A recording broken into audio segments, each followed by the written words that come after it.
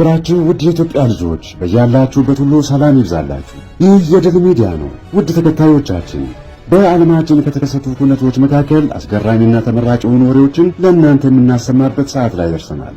እንደምን ሰነበታችሁ በማለት ሰላምታችንን በማስቀደም መረጃዎቹን እናሰማችኋለን። አብራችሁን ሁኑ።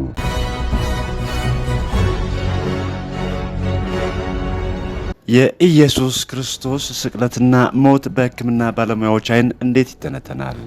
ነገሩ እንዲህ ነው። የሰውን ልጅ በስቅለት መቅጣት ለመጀመሪያ ጊዜ ተግባራዊ የሆነው ከክርስቶስ ልደት በፊት በ479 ዓመተ ዓለም በፋርሶች ነበር። ከዚያ በኋላ ግን ሮማውያን ከክርስቶስ ልደት በፊት በ100 ዓመተ ዓለም አሁን የሚታወቅበትን መልክ ሰጥተው ተግባራዊ ማድረግ ጀመሩ።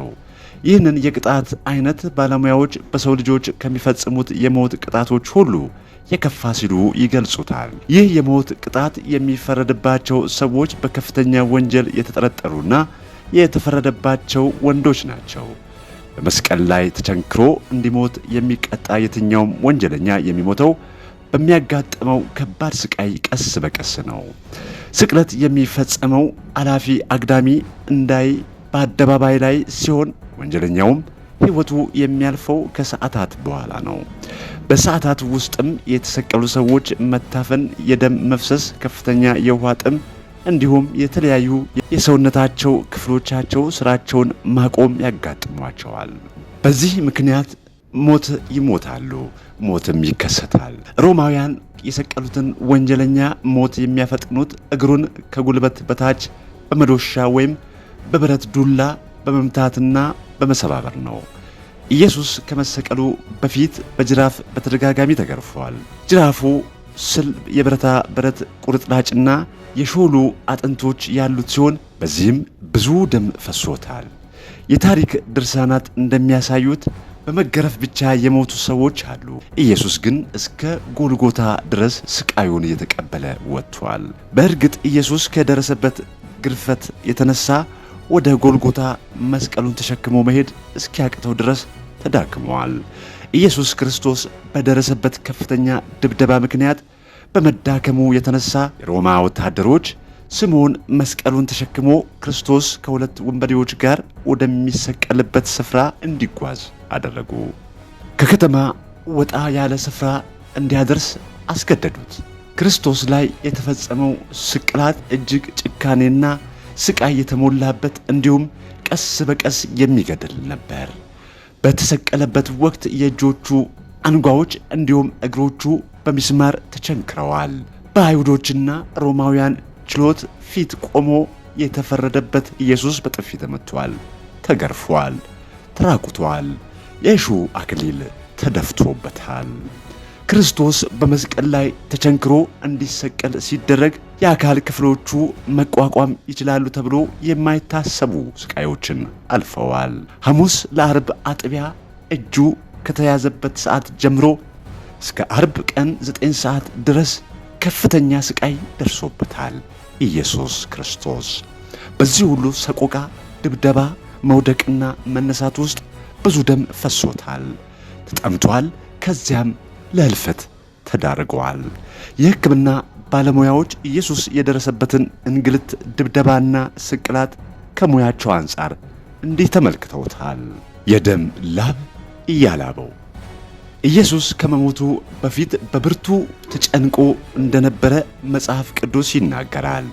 የኢየሱስ ክርስቶስና ሞትን በዝርዝር የጻፉት አራቱ ሐዋርያት ማቴዎስ፣ ማርቆስ፣ ሉቃስና ዮሐንስ በወቅቱ የነበረውን በዝርዝር አስፍረዋል። ሮማውያን የሚገድሏቸውን ሰዎች በምን ያህል ጭካኔ እንደሚያሰቃዩአቸው ኢየሱስ ጠንቅቆ ያውቃል።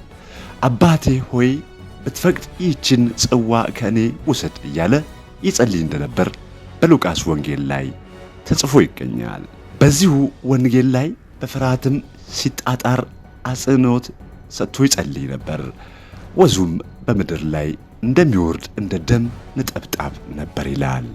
በኢየሱስ ስቅላት ላይ ጥናት ያደረጉ የሕክምና ባለሙያዎች ምንም እንኳን ይህ በጣም አልፎ አልፎ የሚከሰት ቢሆንም የደም ላብ ወይም ሂማቲድሮሲስ ወይም ሄሞሃይድሮሲስ በከፍተኛ ጭንቀት ውስጥ የሚሆኑ ሰዎች ወይም የደም መፍሰስ ችግር ባለባቸው ሰዎች ላይ ሊከሰት ይችላል ይላሉ። የሕክምና ባለሙያዎች በዘ ጆርናል ኦፍ ዚ አሜሪካን ሜዲካል አሶሲዬሽን ላይ አንድ ሰው ከፍተኛ የስሜት ውጥረት ሲያጋጥመው ቀጫጭን የሆኑ የደም ስሮች ሊፈነዱና ደም ከላቡ ጋር ሊቀላቀል ይችላል። ይህ ደግሞ ግለሰቡ ደም እያላበው ያለ እንዲመስል ያደርጋል ሲሉ ሉቃስ በወንጌሉ የጻፈውን ያጠናክራሉ። እኩለ ሌሊት እንዳለፈ ኢየሱስ በጌቴሴማኒ በካህናት ባለቆች፣ በሽማግሌዎች እና የቤተ መቅደስ አዛዦች ቁጥጥር ስር ዋለ። ካህናት አለቆች ፊት ቀርቦ ሰራ የተባለው ወንጀል ተጠቅሶ ተመሰከረበት። ከዚያ በኋላም የካህናት አለቆች ለጲላጦስ አሳልፈው ሰጡት። ኢየሱስ በጌቴሴማኒ በመልካም ጤንነት ላይ የነበረ ቢሆንም ሐሙስ ከምሽቱ 3 ሰዓት ጀምሮ እስከ አርብ ቀን 9 ሰዓት ድረስ በበርካታ ስቃይ ውስጥ ማሳለፉን በኢየሱስ ስቅለት ዙሪያ የተለያዩ ጥናቶች ያደረጉ ምሁራን ያስረዳሉ። የቅርቤ በሚላቸው ሰዎች መከዳት፣ አካላዊ ድብደባ እንዲሁም አስጨናቂና እንቅልፍ አልባ ሌሊቶች ማሳለፍ ከተመዘገቡት መካከል ናቸው። ኢየሱስ ከአይሁድ ወደ ጲላጦስ ችሎት ሲመላለስ ቢያንስ 4 ኪሎ ሜትር ያህል እንደተጓዘ ኦን ዘ ፊዚካል ዴዝ ኦፍ ጂሰስ ክራይስት በሚል ርዕስ የቀረበው ጥናት ላይ ሰፍሯል። በመጨረሻም ኢየሱስ በጲላጦስ ፊትም ቀርቦ በስቅላት እንዲሞት ተፈረደበት። ኢየሱስ ከመሰቀሉ በፊት በሮማ ወታደሮች የብረት ቁርጥራጮችና የሾሉ አጥንቶች ባሉት ጅራፍ በተደጋጋሚ ተገርፈዋል። የሕክምና ባለሙያዎች ኢየሱስ በሮማ ወታደሮች ጀርባውን ሲገረፍ በጅራፉ ላይ የታሰሩት ሹል ብረቶችና አጥንቶች ስጋውን ቦጭቀው እያነሱ እንዲሁም የደም ስሩን ይቀዳድዱት እንደነበር ጽፈዋል። ኢየሱስ በጾም የደከመው ሰውነቱ በግርፋትና ድብደባ የዛለው አካሉ ከከፍተኛ ደም መፍሰስ ጋር ተዳምሮ ከመሰቀሉ በፊት በብረቱ ለመሰቃየቱ ተጠቃሽ መሆኑን በዚህ ዙሪያ ጥናት ያደረጉት እነዚህ ባለሙያዎች ይናገራሉ። የኢየሱስ ስቅላት የተጀመረው በፋርሶች እንደሆነ ይገመታል። ታላቁ እስክንድር ይህንን የቅጣት አይነት ለግብፅና ጥንታዊ ሜዲትራኒያን ህዝቦች አስተዋውቀዋል። ሮማውያን ደግሞ ከጥንታዊ የሜዲትራኒያን አስተዳዳሪዎች ተማሩ። ምንም እንኳን ሮማውያን ስቅላትን ባይፈጥሩትም የሞት ቅጣት በከፍተኛ ስቃይ ዘገምተኛ ሞትን እንዲያስከትል አድርገውታል። የኢየሱስ እጆች እና እግሮች የተቸነከሩባቸው ሚስማሮች ርዝመታቸው ከ13 እስከ 18 ሴንቲሜትር እንዲሁም ውፍረታቸው 1 ሴንቲሜትር ሊደርስ ይችላል ይላሉ ዶክተር ዊሊያም ዲ ኤድዋርድስ። ኢየሱስ ሲሰቀል እግሮቹም ተጠፍረው ታስረው በመደራረብ ከእግሮቹ ከፍ ብሎ በሚገኘው አጥንት ላይ ሚስማሩ እንዲቸነከር ተደርጓል። ጉልበቱም ትንሽ አጠፍ ብሎ ነበር። ይህ በዘመኑ በስቅላት የሚቀጡ ወንጀለኞች ሁሉ የሚሰቀሉበት መንገድ ነው። ዶክተር ቬንስ ሚለር የኢየሱስ እግሮች በመስቀል ላይ ሲቸነከሩ 45 ዲግሪ እንዲታጠፉ ሆኖ ነው ይላሉ። በመስቀሉ ላይ የተሰቀለው ኢየሱስ አብዛኛው የሰውነቱን ክብደት ያረፈው በሚስማር በተቸነከሩት እግሮቹ ላይ ነበር። እግሮቹ የታጠፉበት መንገድ ጡንቻዎቹ ህመም ሳይሰማቸው ከጥቂት ደቂቃዎች በላይ ሊቆዩ የሚችሉበት የሰውነት አቀማመጥ አይደለም። ከጉልበቱ በታች የሚገኙት የታፋው ጡንቻዎች ሲዝሉ ክብደቱ ወደ ትከሻዎቹ፣ እጆቹና መዳፎቹ መጋጠሚያዎች ላይ ይዞራል። ኢየሱስ መስቀል ላይ በተሰቀለ በጥቂት ደቂቃዎች ውስጥ ትከሻዎቹ፣ ክርኑና የመዳፉ መገጣጠሚያ አንጓዎቹ ውልቃት እንዳጋጠማቸው ባለሙያዎቹ ይናገራሉ። ለ15 ዓመታት ያህል የኢየሱስን የከፈን ጨርቅ ወይም የቱሪን ክፈን ያጠናው ስፔናዊ አርቲስት ክርስቶስ በደረሰበት እንግልትና ስቃይ በእጁ ላይ በደረሰበት ውልቃት የተነሳ ከመደበኛው በ9 ኢንች ረዝሞ እንደሚታይ ገልጿል። ኢየሱስ ሆሊውድ በሰራው የስቅላት ፊልም ላይ እንደሚታየው በመስቀል ላይ ከእንቅስቃሴ ተገድቦ የቆየ አልነበረም። በመስቀል ላይ ሳለ ለመተንፈስ በሚታገልበት ወቅት 12 ኢንች ያህል ወደ ላይ እና ወደ ታች ይንቀሳቀስ እንደነበር ጥናቶች ያሳያሉ። ለመተንፈስ የሚያደርገው ትግል ከፍተኛ ህመም እንደሚያስከትልበትና ለመተንፈስም ይቸገር እንደነበር ባለሙያዎች ይናገራሉ። በዚህ ምክንያት እግሮቹ በ45 ዲግሪ እንዲታጠፉ ሆነው በመቸንከራቸው ነው የሁሉ ስቃይ የበዛበት። በዚህም የተነሳ በከፍተኛ የጡንቻ መዛል እና ህመም ውስጥ በመሆኑ የአካል ብልቶቹ የእግሩ ጡንቻዎች በቀላሉ ሊታዘዙት አልቻሉም። ኢየሱስ በመስቀል ላይ ሆኖ ለመተንፈስ በሚስማር የተቸነከሩት እግሮቹን ወደ ታች በመግፋት ቀሪውን የሰውነቱን ክፍሎቹን ወደ ላይ ማንሳት ይኖርበታል። በሕክምና ባለሙያዎች አይን ሳንባዎቹ በመሰቀል ላይ እያለ አየር ወደ ውስጥ ለማስገባትና ለማስወጣት ያዳግታቸዋል። ኢየሱስ በመስቀል ላይ ሆኖ እግሮቹን በቀላሉ ወደ ታች መግፋት አይችልም። ክርኑ ከትከሻዎቹና የመዳፉ አንጓዎች ላይ ውልቃት በማጋጠሙ እና ከደረቱ ዘንበል ሲል የሚፈጠረው ጫና ለመተንፈስ እጅግ በጣም አስቸጋሪ አድርጎበታል። በዚህም የተነሳ በመስቀል ላይ በተሰቀለ በጥቂት ደቂቃዎች ውስጥ ለመተንፈስ ይቸገራል። ለመተንፈስ በሚታገልበት ወቅት በእግሮቹ እንዲሁም ውልቃት በገጠማቸው የላይኛው የአካል ክፍሎቹ ላይ ከፍተኛ ህመም ይሰማዋል። ምንም እንኳን በመስቀል ላይ በቆየባቸው ጊዜያት ያለው እንቅስቃሴ እየቀነሰ ቢመጣም ለመተንፈስ በመቸገርና ለመተንፈስ አካሉን ወደ ላይ ለማንሳት መታገል ይጠበቅበታል። ኢየሱስ በሚስማር ሲቸነከር በሁለቱ መዳፎቹ የሚገኙት ነርቮች ሚዲያን ነርቭ ስለሚጎዱ በእያንዳንዱ እንቅስቃሴ ከባድ ህመምን ያጋጥመዋል። ሚዲያን ነርቭ ከመዳፋችን እስከ ክርናችን ባለው ስፍራ የተዘረጋ የነርቭ ስርዓት ነው። ጲላጦስ በህዝቡ ጥያቄ መሰረት በርባንን ፈቶ ኢየሱስን አሳልፎ ከሰጠ በኋላ ክርስቶስ በደረሰበት መከራና ስቃይ የተነሳ በደምና በላብ ተነክሮ ነበር። ላቡ ሰውነቱ በደረሰበት እንግልትና መከራ እንዲሁም ግርፋት በመዳከም ብቻ ሳይሆን አየር በማጣቱም በሚያደርገው ትግል የተከሰተ ሊሆን እንደሚችል የሕክምና ባለሙያዎች ያብራራሉ። ኢየሱስ በጎልጎታ ላይ ራቁቱን የነበረ ሲሆን የአይሁድ መሪዎች፣ ህዝቡ እንዲሁም በግራና በቀኝ የተሰቀሉት ወንበዴዎች ሲያላግጡበት፣ ሲዘልፉት እንዲሁም ሲስቁበት ነበር። የኢየሱስ ሰውነት የደረሰበት ድብደባና እንግልት ስቃይ የተነሳ ከባድ በሆኑ ህመሞች ለሞት በሚዳርጉ ደም መፍሰሶች ውስጥ አልፏል። ኢየሱስ በተገቢው ሁኔታ መተንፈስ ባለመቻሉ የተነሳ በዝግታና በማቃሰት ለመተንፈስ ተገዶ ነበር። በአየር ማጣትም ተሰቃይቷል። እንደ ሰው ለመተንፈስ ሲቸገር ወይም ሃይፖቬንቲሌሽንና ከላይ ሲተነፍስ ሰውነቱ የሚያስፈልገውን አየር በተገቢው ሁኔታ የማያገኝ ሲሆን በሰውነቱ ውስጥ ከሚከማቸው የተቃጠለ አየር መጠን ሃይፐርሳፒያን ይጨምራል። በዚህም የተነሳ በደሙ ውስጥ ጥቂት ኦክሲጅን ብቻ እንዲኖር እና አሲድ እንዲከማጭ ምክንያት ይሆናል። በዚህ ጊዜም ራስን መሳት ይከሰታል። በሰውነት ውስጥ የተቃጠለ አየር መጠን ሲጨምር የኦክሲጅን መጠኑም ለመጨመርና የተቃጠለውን አየር ለማስወጣት የልብ ምት ይጨምራል። በዚህ ወቅት በኢየሱስ ጭንቅላት ውስጥ የሚገኘው የአተነፋፈስ ስርዓት ማዕከል ወደ ሳምባው ቶሎ ቶሎ እንዲተነፍስ መልእክት ስለሚልክ ማለክለክ ይጀምራል። በዚህ ወቅት የኢየሱስ አካል በጥልቀት ወደ ውስጥ አየር መሳብና ማስወጣትን ስለሚያይጠይቅ ምንም እንኳ በከባድ ህመም ውስጥ ቢሆንም በመስቀል ላይ ወደ ላይ እና ወደ ታች በፍጥነት መንቀሳቀስ ይጀምራል።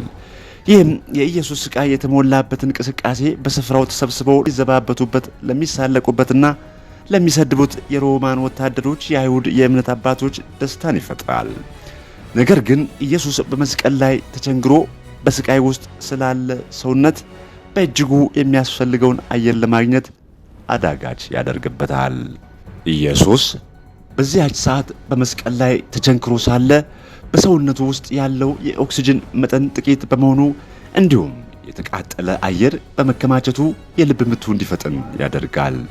ይህም ልቡ ከተለመደው የሰው ልጆች ልብ ምት በተለየ እንዲመታ ስለሚገደድ ታቺካርዲያ እንዲያዳብር ያደርገዋል።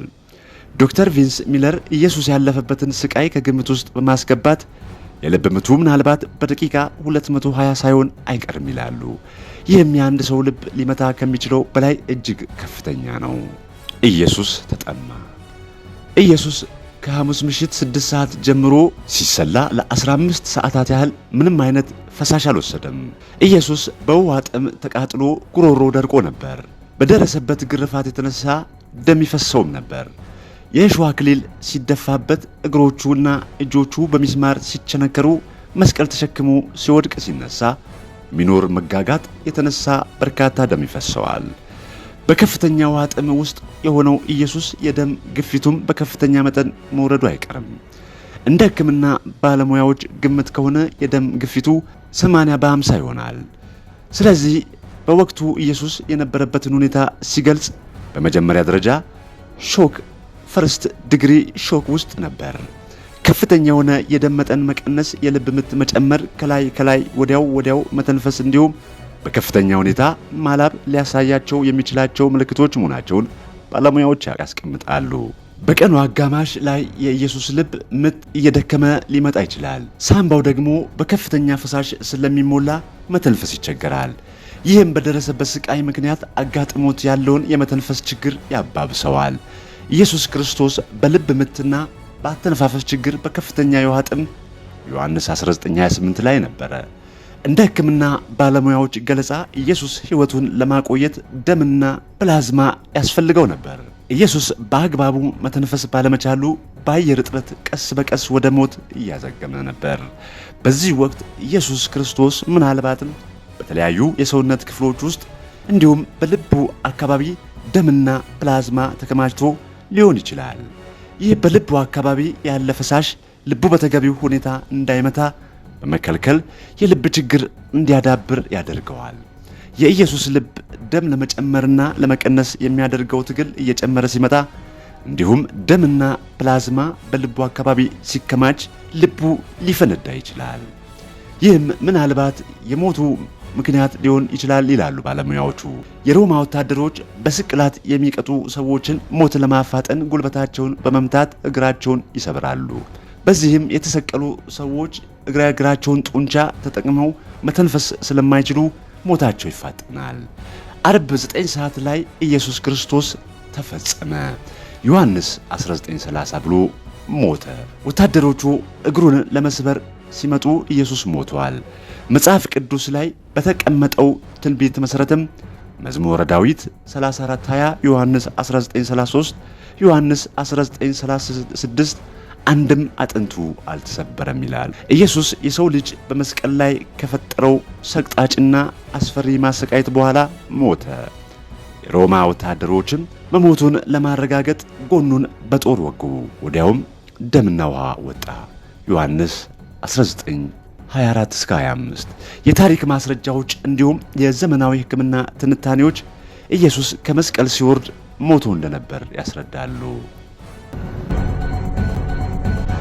የምናሰማችሁን ወሬዎቻችንን በየድል የዩቲዩብ ቻናል ከሌሎች አዝናኝና አስተማሪ ፕሮግራሞች ጋር መከታተል የምትችሉ መሆኑን እየገለጽን ሰብስክራይብ፣ ላይክ፣ ሼር በማድረግ ቤተሰብ እንዲሆኑ ስንጋብዞ በመተማመን ነው ዛሬ ያቀረብንላችሁ ወሬዎቻችንን ለእናንተ ይመጥናሉ ብለን ያሰማናችሁ ናቸውና በቀጣይ እስከምንገናኝ ሰናይ ጊዜ ይሁንላችሁ።